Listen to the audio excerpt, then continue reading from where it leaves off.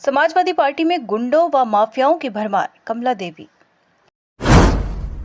पूरी खबर उत्तर प्रदेश के जनपद सुल्तानपुर से है। समाजवादी पार्टी की संगठनात्मक नीतियों से बढ़ने लगा है सामाजिक सुरक्षा को खतरा।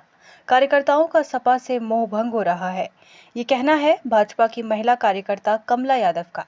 जी हां, सपा की नीतियों से नाराज भाजपा का दामन थामने के बाद पहली बार अपने पैतृक गांव मझवारा धनपतगंज में प्रेस से मुखातिब कमला देवी ने कहा कि सपा समाजवादी विचारधारा से दूर होती जा रही है।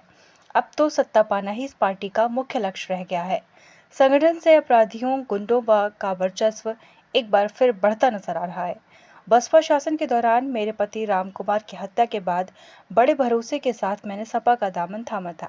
सपा मुखिया अखिलेश यादव ने मुझे भरोसा दिलाया कि सपा सरकार आते ही हमें न्याय मिलेगा, लेकिन वो सब कोरा आश्वासन साबित हुआ। सपा के दोबारा सत्ता में आने के बाद मेरे ऊपर अत्याचार होता रहा। मैं गुहार लगाती रही। मेरे ऊपर गंभीर धाराओं में मेरे विरोधी मुकदमा लिखाने में सफल रहे। बावजूद मैंने सपा का दामन नहीं छोड़ा। भाजपा की योगी सरकार आने के बाद अपने माफिया और अपराधी मुक्त संकल्पों के साथ चलते हुए जिस तरह से अपराधियों को कुचला और सांसद मेनका गांधी ने बगैर भेदभाव किए सभी को सुरक्षा देते हुए विकास किया, उससे सर्व समाज का भरोसा बढ़ा है।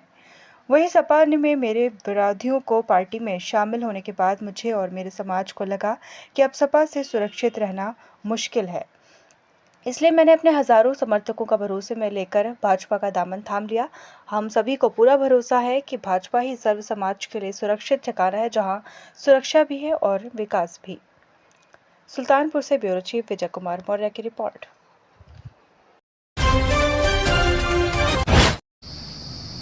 पहले तो हम आप सभी पत्रकार और बंधुओं को तहे दिल से नमन, वंदन, अभिनंदन करते हैं कि जब जब हमारे ऊपर मुसीबत पड़ती है, आप सबके सहयोग से, आप सबके चैनल के माध्यम से हम अपनी आवाज़ को उठाते हैं और समाज में जाते हैं, समाज भी हमारा साथ देता है।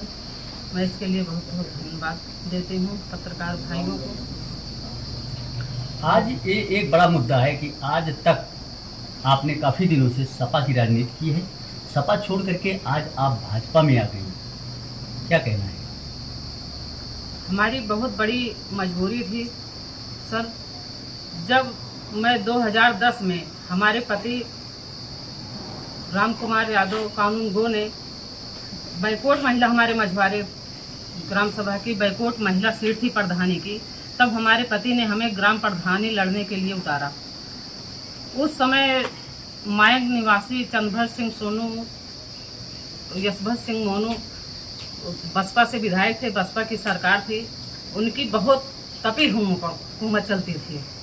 उन्होंने हमारे गांव में 22 प्रत्याशी उस समय चुनाव प्रचार कर रहे थे, लेकिन सबको बुला के उन्होंने बैठा दिया और उसमें हमारे पति को बुलाए, हमें भी बुलाए, लेकिन हमारे पति ने उनके बुलाने पर नहीं गए। उसके बाद में बोले कि अपने गुंडों के भेजे, हमारे घर पे चढ़ के आए 5-6 लोग, उनके जो घंटी हंडी संडिल जो हैं उनके ग्रुप के गुंडे। उन्होंने कहा, मुझसे खुद कह के गया, उस समय चौकी इंचार्ज इंद्रजीत सिंह थे। हमने सारी बात बताई, उन्होंने भी सुना वो बात को।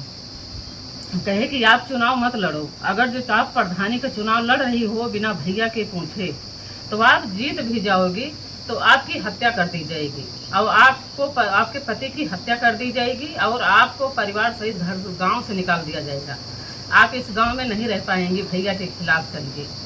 और उन्होंने जो कहा उसको कह के चले गए। जब हमारे पति ड्यूटी से आए, उस समय मतलब अंतिम चरण चुनाव नहीं था, तब हमने सारी बात बताई। तब हमारे पति ने कहा कि आप लोकतंत्र है, लोकतंत्र में सबका अधिकार है चुनाव लड़ने का। हम चुनाव लड़ेंगे और किसी विधायक सांसद से हम पूछ के चुनाव नहीं लड़ेंगे। जनता हमें चाहेगी तो प्रधान बनाएगी और नहीं चाहेगी तो नहीं बनाएगी, लेकिन हम किसी गुंडा मावलिया के से पूछ के चुनाव नहीं लड़ेंगे। लोकतंत्र है, हमारा संविधान मौलिक अधिकार है। यही सब बात हुई थी। उसके बाद 25/10/2010 को जब हमारे पति लेखपाल चुनावी ड्यूटी से लौट रहे थे, दक्षिण वारा चौराहे पर उन्होंने दिन दहाड़े हमारे पति को अपहरण कर लिए। उसके बाद में उनको निर्मम हत्या की, जबकि हमने तो लाश नहीं देखी, लेकिन जो लोग बता रहे थे कि पता नहीं कितना फ्रैक्चर हुआ था। उसके बाद में पूरा प्रदेश जाना, पूरा भारत जाना, हमारे दरवाजे पे बड़े बड़े अभिनेता आए, सब आए। अखिलेश भैया जी आए थे, शिवपाल जी साथ में रहे थे, और यहाँ पूरी जनता थी, मीडिया के सभी बंधु भाई थे। सबके सामने अखिलेश जी ने कहा था कि बसपा सरकार में गुंडई चलती है, जब हमारी सरकार 2012 में आएगी तो हम इन गुंडों माफियों को सलाखों के पीछे रखेंगे। लेकिन 2012 में समाजवादी की सरकार बनी, पूर्ण बहुमत में बनी, लेकिन उन गुंडों माफियों का अपराध बढ़ता गया, कम नहीं हुआ। ऐसे चलते चलते जब लोग, उस समय सपा सरकार थी 2016 में, और हमारे भतीजे की हत्या हुई, हमें, हमारे भाई को, हमारे ड्राइवर को, हमारे सहयोगी को फंसा दिया गया है जबरन।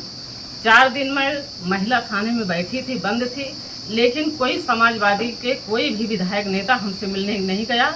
हमारे सारे कार्यकर्ता हमसे मिलने गए, पूरे जिले की जनता गई, लेकिन कोई नेता समाजवादी का हमसे मिलने नहीं गया। ना कोई लखनऊ से कोई प्रतिक्रिया आई हमारे। 7 साल 2 महीना तक हमारा भाई जेल में था, उसको किसी तरह से मैंने जमानत कराई, आज वो आया, लेकिन उसके बाद भी हमने समाजवादी का दामन थामे रखा था और हर तरह से मदद की थी। लेकिन जब वही गुंडा अपराधी, हमारे पति का हत्यारा सोनू मोनू मांग निवासी, फिर उनको समाजवादी पार्टी में ले लिया गया, तो हम लोग कहाँ जाएंगे? हम लोग उस पार्टी में नहीं रह सकते हैं। और हम अपने समाजवादी मतलब यादव बिरादरी से सभी से हाथ जोड़कर निवेदन करेंगे आप सबके चैनल के माध्यम से कि सब यादव बिरादरी अगर जो हमारी बात सुने, माने, तो ये ताकत ख़त्म करें। कल को ये ना कहना पड़े कि सोनू मोनू पार्टी में आ गए, समाजवादी पार्टी में तो जिता दिए। इनकी हस्ती को ख़त्म करना है। मैं अपने यादव बिरादरी से खासकर निवेदन करूंगी, बाकी सब समाज से निवेदन करूंगी कि जो 2010 में जो इसमें अपराध पनपा था, इसको मैंने 14 साल से इसको काट रही हूँ, समथल कर रही हूँ। आप सभी चैनल के माध्यम से, अपनी जनता के सहयोग से आवाज़ फिर वही समाजवादी पार्टी अखिलेश भैया ने उसी अपराध को फिर पनपा रही हैं, उसमें पानी छोड़ रही हैं अपराध की जड़ पे। तो इसलिए हमारा समाज, हमारी जनता, पूरे सुल्तानपुर जिले की जनता यादव बिरादरी को खासकर निवेदन करेंगे कि उस अपराध पे, जिस अपराध पे कि जड़ पे पानी छोड़ रहे हैं समाजवादी वाले, उसको ख़त्म करें, उखाड़ के फेंके। और माननीय माता जी को सांसद बनाएं। माता जी ने जब से सांसद हमारे यहाँ बने हैं, तब से हमारे ऊपर कोई अत्याचार नहीं हुआ, कोई जुल्म नहीं हुआ। जो भी FIR लोग उल्टा सीधा लिखाते हैं, उसके सही तरीके से जांच होती है और उसके खिलाफ सही कार्रवाई होती है। तो इसलिए हमें पूर्ण विश्वास है कि भाजपा पार्टी, BJP पार्टी, जो माननीय मोदी जी और योगी जी की सरकार है, गुंडे माफिए घुटने टेक लिए हैं। नहीं तो हम समझ रहे हैं अगर फिर समाजवादी होती तो हो सकता हम सब यहाँ जीवित न रहते। तो इसीलिए हम अपने समाज से निवेदन करते हैं